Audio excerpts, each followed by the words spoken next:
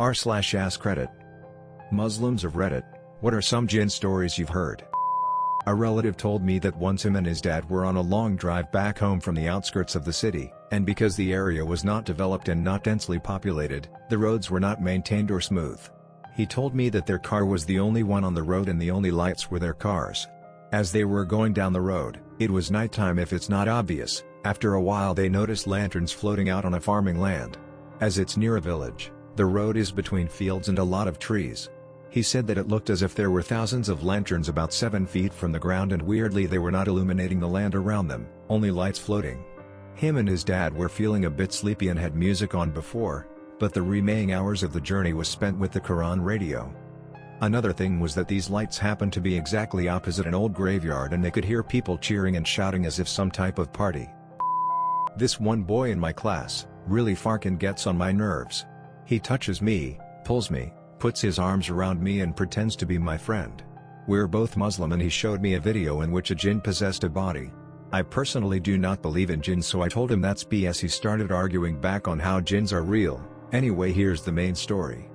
He told me about his previous house he lived in, which was modern on the outside and old on the inside. He moved into that house when he was 8. His parents gave him his own room, and next to his bedroom was a room his parents told him not to go into. Here's the scary part. His parents were horrified of that room and he does not have a clue why. Now of course he went to check out what is inside, but he didn't do that in the day, he did it at night when his parents were sleeping. I shit you not, this little boy found a dead body in this room with carpet stained with blood as the body was hanging from the ceiling on a rope. And he says he saw a jinn next to it with bright white eyes and little strokes of hair and white skin staring at him sideways with the jinn's body face to the dead body. He shut the door and screamed so loudly it woke up the next door neighbors and parents. The parents hugged him while he was shitting his pants. Police were called by the neighbors because of the screaming, and it turns out the parents were poor, killed the landlord, took the house, and left the body in that room. He is now in foster care going to the same school as me. One story my cousin told me was about his friend's uncle who was driving from work one night, and this lady shows up on the side of the road crying and wailing and asking to be dropped back home. The guy was obviously freaked and said no, but the woman insisted, claiming her husband would get really mad and her daughters were alone at home, so he said yes. As soon as the woman was in the car, she started wailing and crying in a very quiet voice that sounded like some tune you would hear from a horror movie. She told him to drop her at her house near a river 2 hours drive away. He couldn't, so he instead decided taking her to the police station. After 15 minutes the woman stops crying abruptly and the driver looks from the front mirror and sees that she has really long nails, and he then noticed that her feet were the opposite way. He started getting really scared and thought of nothing other to do than read Ayatul Kursi in a whisper. Hearing him, the woman started smiling and giggling, and as he raised his voice she became quiet. After a minute she told him to stop the car and drop her there.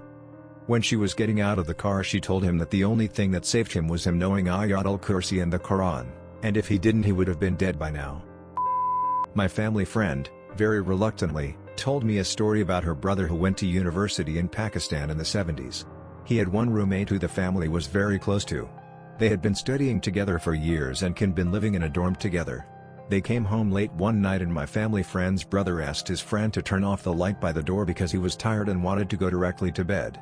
His roommate replied, "If you make me turn off that light, we will no longer be friends," to which my family friend's brother laughed and said, "Come on man, just turn off the light." They went back and forth for a while, his roommate resisting and him continuing to ask him to turn off the light. His roommate's arm stretched from across the room and flipped off the light, and my family friend's brother passed out from fear. The next morning, all his belongings were gone and so was he. He was inhuman, and seemed to be a jinn.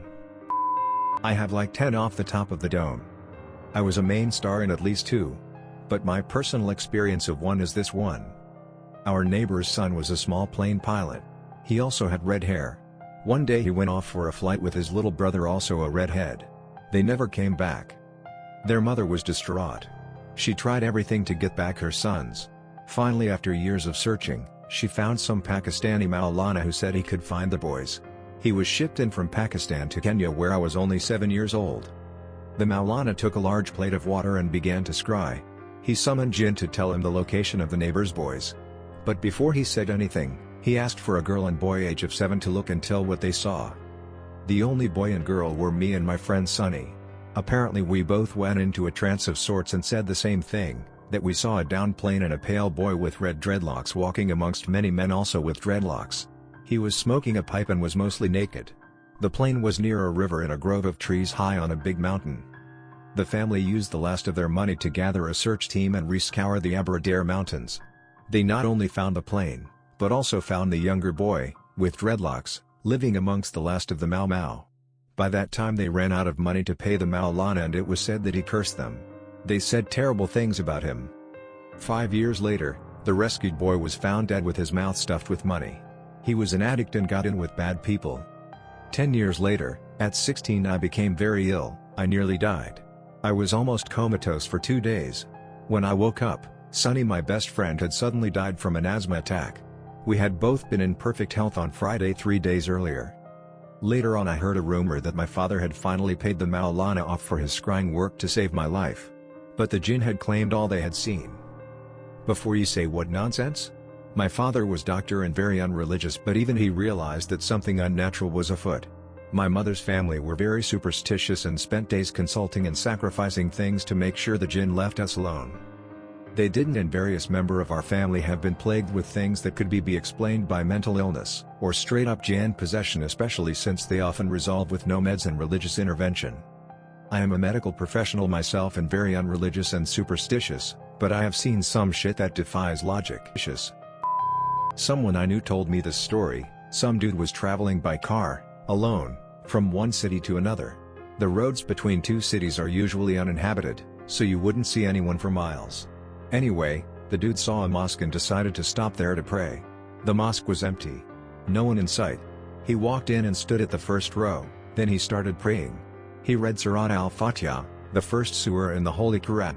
Now, when a bunch of people pray together, the imam, the guy who stands in the first row and reads the Quran aloud, reads Surat al-Fatiha aloud. Then, when he reaches the end of it, everyone praying says Ameen, the Muslim equivalent of the word Amen.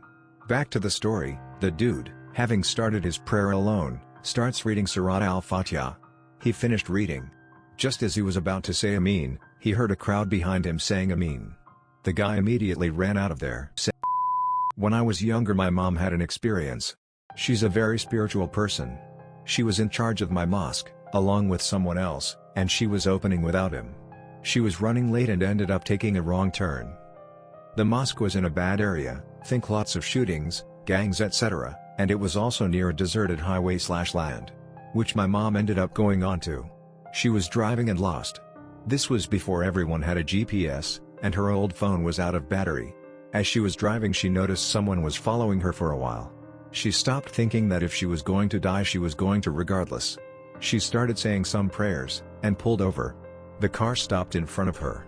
Some Caucasian guy, who was very bright, got out of the car, and basically motioned at my mom, then got back in the car.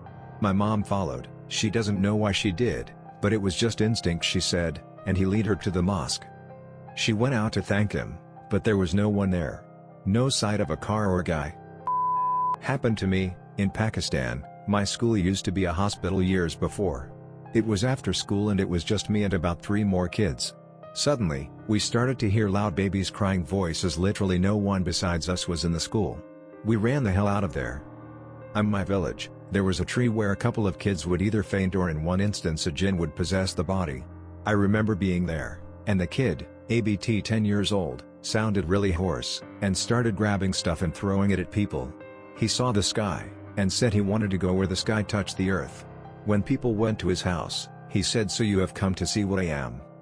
A house in my village is haunted, everyone knows it, including the family, but they say the jinns never bother them.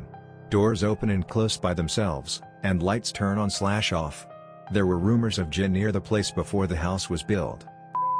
Not heard, but I did almost encounter one.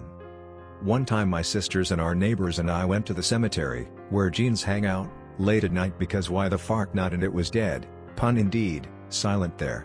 There was 2 walkways there, one that lead further in the graveyard and one closer to our car, and we choose the one that was longer. Before we turned to the path, a sudden stick or something just snapped and an unfamiliar noise was made. It sounded like something was whispering and growling at the same time, but it didn't come from any animal or person, and we couldn't spot any figure besides the tombstones. Of course we panicked and took the other way back into the car and drove the hell out of there. When we got home and told our mom, she yelled at us for going to the graveyard at night and told us that it means the jinn was warning us to not take that path because sometimes they can be very nice creatures if they want to, and they were trying to protect us from something, according to her. Jinns are not always demons, I always say that to this day. I'd love it if you liked and subscribed.